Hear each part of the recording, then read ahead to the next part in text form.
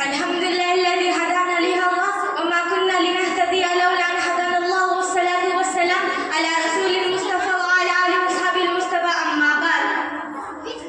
محترمہ صدر صاحبہ، معزز مہمانان، معلومات و عزیزہ طالبات، السلام علیکم ورحمۃ اللہ وبرکاتہ.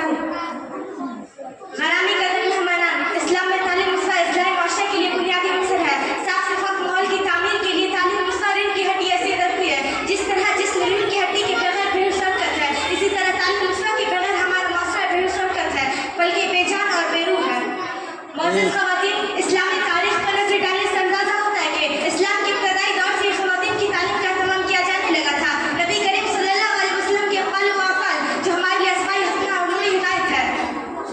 آپ صلی اللہ علیہ وسلم ایک پیغمبر، رسول اور نبی ہونے کے ساتھ ساتھ مہمان قوم اور مسلم امت بھی تھے. آپ نے امت کے سامنے ان تمام راہوں کی نشاندہی کر دی جن پر چل کر مسلمان بہترین قوم اور قابل جماعت بن سکتی تھی.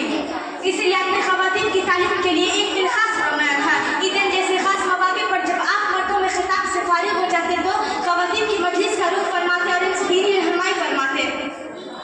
آپ صلی اللہ علیہ وسلم کی اتنی تعلیمات کا نتیجہ تھا کہ امت کو بہت سی محدثات اور بے شمار فقیہات مل گئی جن میں صرف ام المؤمنین حضرت عائشہ صدیقہ رضی اللہ عنہا تھی جن کے علوم آج تک فقہ و حدیث کی بنیاد سمجھے جاتے ہیں، جن کے اجتہادات کو دیگر صحابہ کے اجتہادات کے مقابلے میں ترجیح دی جاتی ہے، جن کی قدیم ضمانت تہذیب، ذہانت و فطانت، فہم و ثقافت نصیر، علوم و معارف کی برزخار، ان سب کے ساتھ اقوال کا ہر باکمال تھی.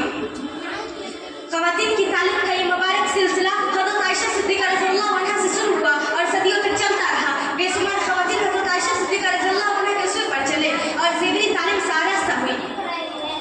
بڑی بڑی محدثات قرآن و حدیث کی ایک سے بڑھ کر ایک ترجمان و سارا پیدا ہوئے اور امت کو ان سے بڑا فیض پہنچا. مہمان